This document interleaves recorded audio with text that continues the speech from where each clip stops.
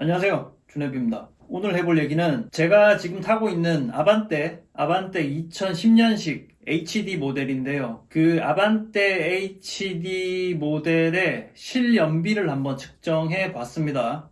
사실 제 차는 옛날 차고 옵션이 풍부한 차가 아니에요. 제 차는 흔히들 깡통이라고 부르는 그것보다 한 단계 높은, 그러니까 거의 깡통에 준하는 수준의 거의 옵션이 없다시피 한 그런 차를 타고 있어요. 제 차에는 모니터도 없고요. 오토 공조기도 없고 심지어 수동이죠. 전동식 백미러, 후방 카메라 이런 거 아예 없습니다. 아예 없는 그런 차고, 아시다시피 엔진은 MPI 연료 분사 방식의 자연흡기 1600cc 4기통 엔진이 가로로 놓여 있고요. 가로로 놓여서 앞바퀴를 굴리죠. 그런 포맷이고, 공차 중량이 수동이기 때문에 오토 미션보다는 분명히 가볍죠. 제가 기억하기로는 대략 한 1100kg대로 알고 있습니다. 1150kg인가 그 정도 할 거예요.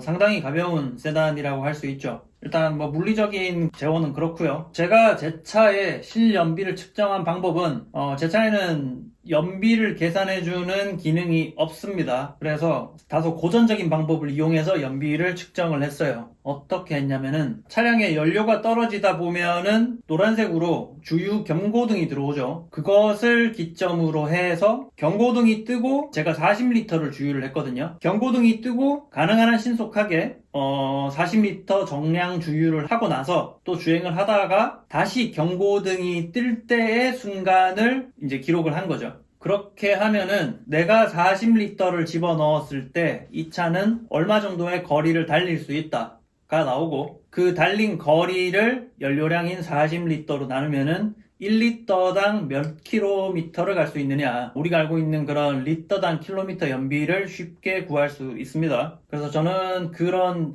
다소 고전적인 방법을 이용해서 연비를 측정을 했고요. 그런데 오차가 없을 수가 없습니다. 왜냐하면은 경고등이 언제 뜰지 정확하게 알 수는 없죠. 그리고 경고등이 떴을 그 순간에 주유소가 1km 밖에 있을 수도 있고 바로 앞에 있을 수도 있고 각종 상황이 좀 상이하기 때문에 약간의 오차가 있다는 거는 고려를 해야겠죠. 아무튼 측정은 연료에 따라서 2번 진행을 했어요. 가솔린에 왜 연료 얘기를 하느냐, 가솔린이면 가솔린 아니냐가 아니죠. 가솔린에는 흔히들 일반유라고 부르는 것이 있고, 그리고 고급유라고 한국에서 부르는 하이옥탄가의 가솔린이 별도로 존재를 하죠. 약간 더 비싸죠. 제가 사는 지역에는 일반유 대비 한 200원, 리터당 200원 정도 더 비쌉니다. 일단 고급유에 대해서 잠깐만 얘기를 하자면은, 이 고급유를 왜 떼는지 모르시는 분들이 상당히 많은 것으로 생각이 들어요.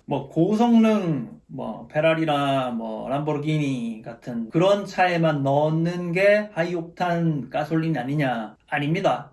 아니에요. 하이옥탄 연료를 쓰는 이유는 노킹을 방지하기 위해서입니다. 그러니까 제 차가 아반떼가 되었던 스파크가 되었던 아반떼 HD든 아반떼 MD든 어떤 차건 간에 노킹이 자주 나는 차의 경우는 고급유를 넣으면은 훨씬 엔진 필링이 좋아집니다. 대표적으로 4기통 경차 뭐가 있죠? 스파크 9형, 스파크 M300 스파크, 초기에는 마티즈 크리에이티브라고 판매가 되었던 2009년에 그게 노킹이 상당히 심한 편이고요. 그리고 직분사 엔진의 1.6 가솔린, 대표적으로 아반떼 MD 가솔린, 요게 또 노킹이 심하죠. 그런 차들에는 고급유를 넣어주면은 완전히 다른 필링을 느끼실 수 있다. 그리고 제 차는 노킹이 그렇게 많이 나는 차는 아니에요. MPI 분사 방식이기 때문에 그렇진 않은데, 아무래도 1600cc 자연흡기 엔진이 힘이 약하진 않거든요.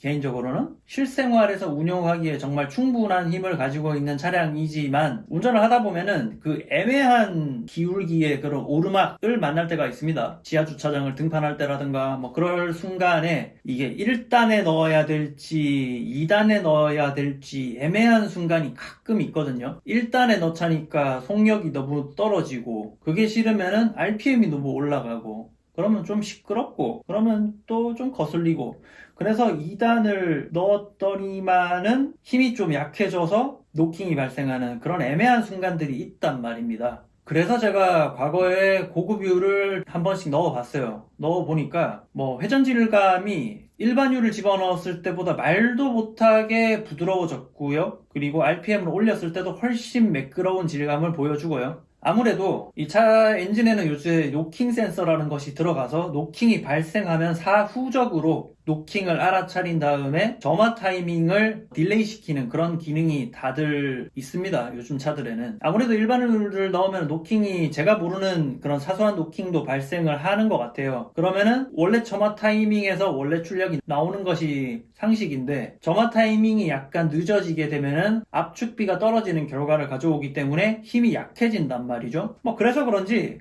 고급유를 집어넣으니까 제가 느끼는 차의 토크가 소폭 상승하는 거를 저는 느꼈어요. 뭐 그래서 제 차에도 뭐 고급유를 뭐 넣고 있다 그렇게 말씀을 드리고요. 아무튼 뭐 가솔린의 연비를 측정하는데 일반 가솔린 그리고 고급유를 넣어서 두 번 연비 측정을 해 봤습니다. 자, 그러면은 제가 사진 자료랑 같이 한번 보여드릴게요. 일반유를 넣었을 때 일반유 40리터를 넣었을 때 610.8km를 갔어요. 주행 중에 사진을 찍으면 좀 곤란하니까 경고등이 뜨고 정지를 했을 순간에 찍은 사진입니다. 속도가 0이죠. 그러면은 어때요?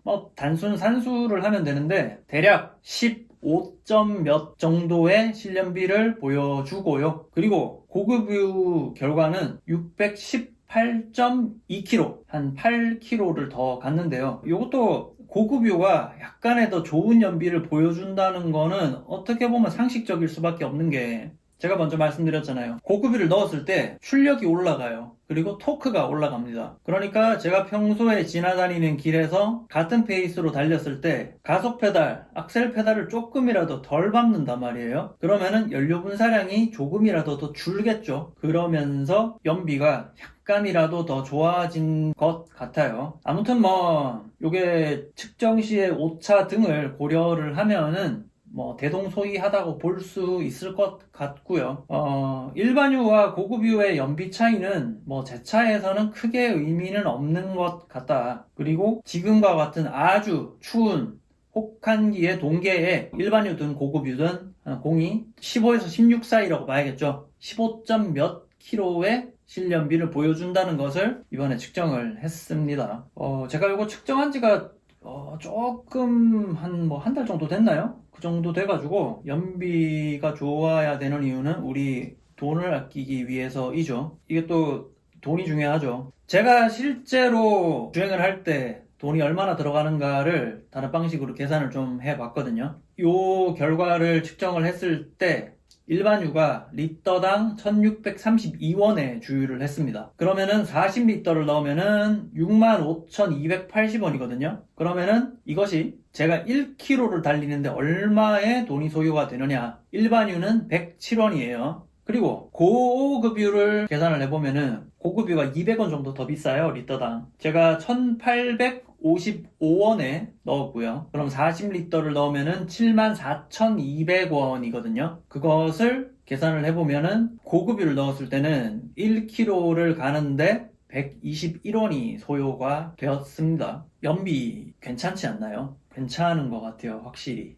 연비가 이 추운 동계에는 이 내연기관은 반드시 연비가 떨어질 수밖에 없는 그런 입장이죠. 뭐 여러 가지 원인이 있는데 대표적으로 지금 제가 스쳐 지나가는 생각으로는 일단은 기관이 정상적으로 작동할 수 있는 그 예열을 하는데 더 많은 연료를 때려 박아야 됩니다. 왜냐하면 그만큼 많은 온도를 끌어올려야 되기 때문이죠. 기관을 처음에 시동을 딱 걸었을 때 그 예열을 해야 되는 그 구간에는 엔진이, 그러니까 ECU죠. ECU가 효율적인 연료 분사를 하지 않아요. 그러니까 효율 같은 거 다 빼버리고 기름을 막 때려 부으면서 엔진의 기관의 온도를 정상 온도로 끌어올리고자 연료 분사를 많이 하거든요. 그 사실은 시동을 딱 걸자마자 가솔린 냄새 나는 거 많이 느껴보셨을 거예요. 그게 연료를 막 때려 박아가지고 불완전 연소된 가솔린이 그대로 배기구로 나가는 거거든요. 그럼 당연히 연비가 떨어지겠죠. 그리고 그 연료 분사량을 조절하는, 정확히는 공연비를 조절하는 방식 중에 배기관에는 산소 센서,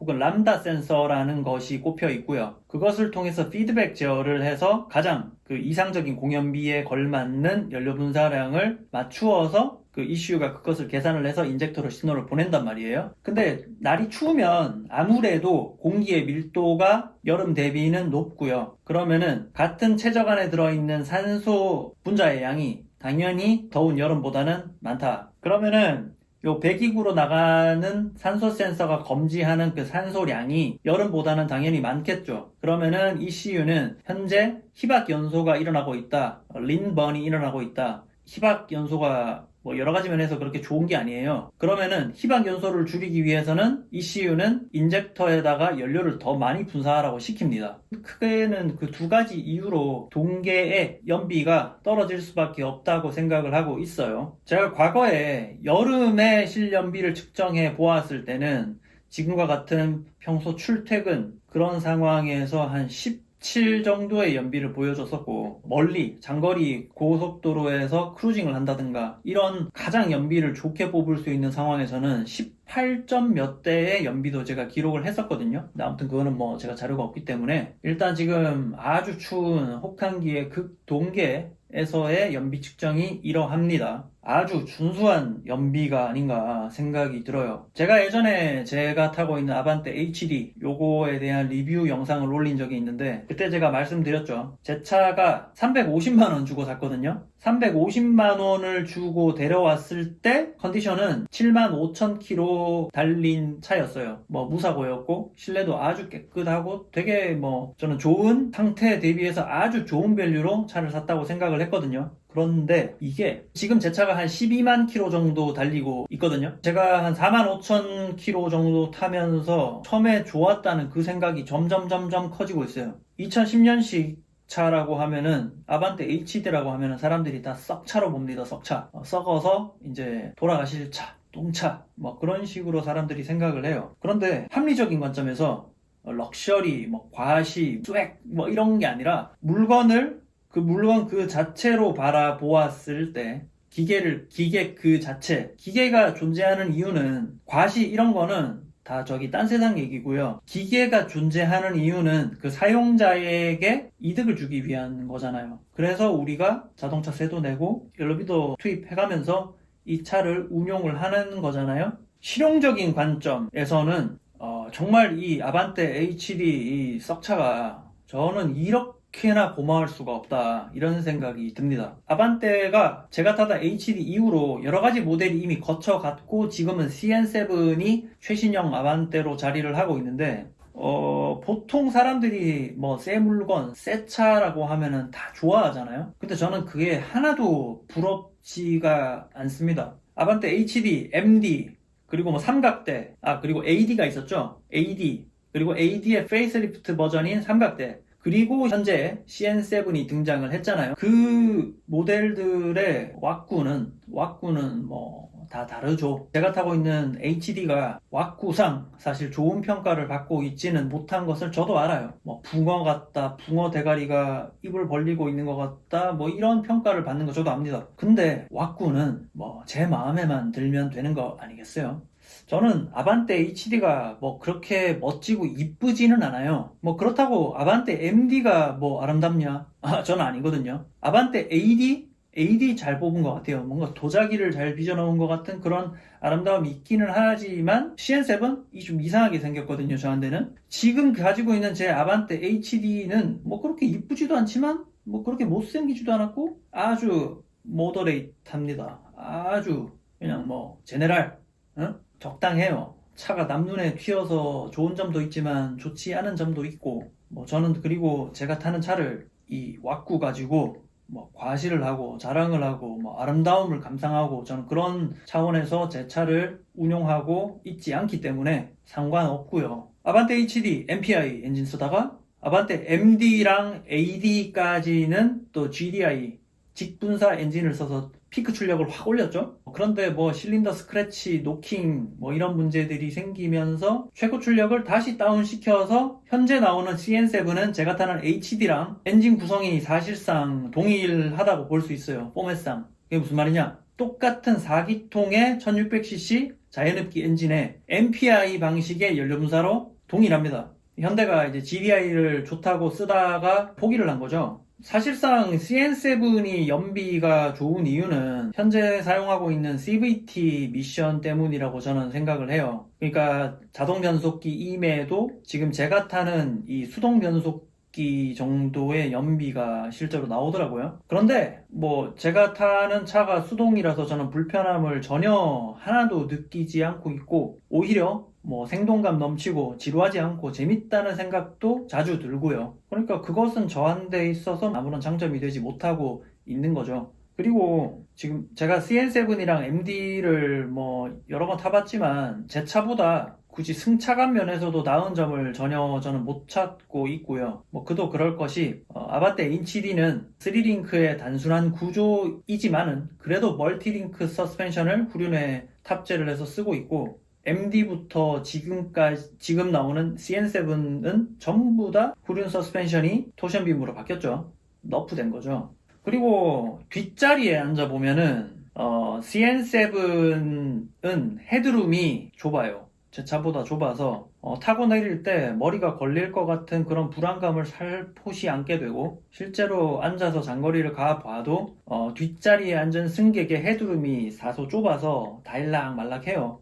제가 앉은 키가 그렇게 큰 편이 아닌데도 제가 그런 약간의 압박감을 느낄 정도면 저보다 덩치가 크신 분들은 뭐 더욱 불편하다고 느끼지 않을까라는 생각도 들더라고요. 그러면서 사람들이 아반떼를 작은 차라고 말하기 시작하고, 사실 아반떼 현재 나오는 CN7 아반떼가 작은 차가 아니거든요. 그런데 그런 C필라 쪽을 확 눕혀놓는 바람에 거기서 파생되는 뒷자리 2열 승객의 약간의 불편함, 그런 것들이 아반떼가 이 작은 차라는 인식을 더욱더 심화시키고 있는 것 같고, 그래서 그랜저가 잘 팔리는지도 모르겠네요. 어쨌든 저는 지금 제가 타고 있는 차 너무너무 마음에 들고요. 키로당 1km 가는데 한 100원 정도 지출하면은 정말 저는 이 괜찮은 운행비라고 생각을 해요. 10km 가면은 1,000원, 100km 가면 한 10,000원 쓰는 건데, 뭐 대중교통 등과 비교를 해 봤을 때 제가 지금 타고 있는 이 아반떼 HD를 끄는 게 물론 대중교통보다는 조금 돈이 더 들기는 해요. 자동차 세도 내야 되고 보험도 가입을 해야 되니까 약간의 코스트가 더 들기는 하지만은 거의 대중교통에 준하는 수준의 비용을 들여서 자가용을 몬다. 그리고 좁은 차도 아니고, 아반떼 HD가 실제로 공간이 꽤 넓거든요. 뒷좌석 공간도 꽤 넓고 트렁크는 뭐 차급에 비하면 광활하다고 저는 느낍니다. 그러니까 중형차죠. 아반떼가 뭐 준중형이라고 하는데 사실 저는 중형차에 가깝다고 생각을 해요. 제가 이 얘기를 하는 이유는 외제차를 비교를 해보면은 제 말이 무슨 말인지 아실 거예요. 뭐 외제차 기준으로 하면은 거의 중형 승용차의 내부 공간을 가지면서도 아주 저렴한 비용에 아주 좋은 연비에 이 차를 운용할 수 있음에 상당히 감사해 하고 있고 아주 고마워하고 있습니다. 게다가 현대차, 특히 이 아반떼 HD 같은 저가형의 모델은 수리 부속 값이 정말 싸거든요. 이런 정비 비용이 극히 저렴하다. 뭐 그런 면에서 정말 이 차가 참 대견하고 참 고맙게 느껴집니다. 물론 이쁘진 않아요. 이쁘진 않은데 살다 보면은 아름답고 이쁜 게 다 좋은 게 아닙니다. 아름답고 막 이뻐. 근데 가격이 졸라게 비싸. 그리고 뭐 수시로 병원 들락거리고 병원 한번 들어갔다 하면은 돈 이빠이 깨먹고, 이게 좋은 게 아니거든요. 막상 내게 돼보면은. 그런데 여러분 살다 보면 그런 거 느끼실 거예요. 내가 아주 이뻐서 아끼고 사랑하는 그런 물건도 있지만은 우리의 생활에 그렇게 두각을 드러내고 화려하진 않지만은 우리가 느끼지 못하는 선에서 우리의 생활에 엄청나게 도움을 많이 주는 그런 물건들이 있단 말입니다. 생각해보면 여러 가지가 있을 거예요. 그리고 그것의 효용은 언제 비로소 사람들이 체감을 하느냐, 그 물건이 없어졌을 때, 고장났을 때 느끼는 거죠. 뭐 냉장고, 그런 거죠. 아무튼 요즘 겨울 막바지에 갑자기 엄청 추운데, 이 추운 겨울에 측정해본 제 아반떼 HD 일반유와 고급유로 연비 측정을 해보았고, 그것을 해보면서 드는 생각들 이것저것 말씀드려 봤습니다. 과연 좋은 물건이 어떤 물건일까? 새 것이 무조건 좋으냐? 비싸면 무조건 좋으냐? 뭐 와쿠가 아름다우면 무조건 좋으냐? 앞서서 이미 저는 그것이 아닌 것 같다고 말씀을 드렸습니다. 그럼 오늘은 여기서 마무리를 할게요. 감사합니다.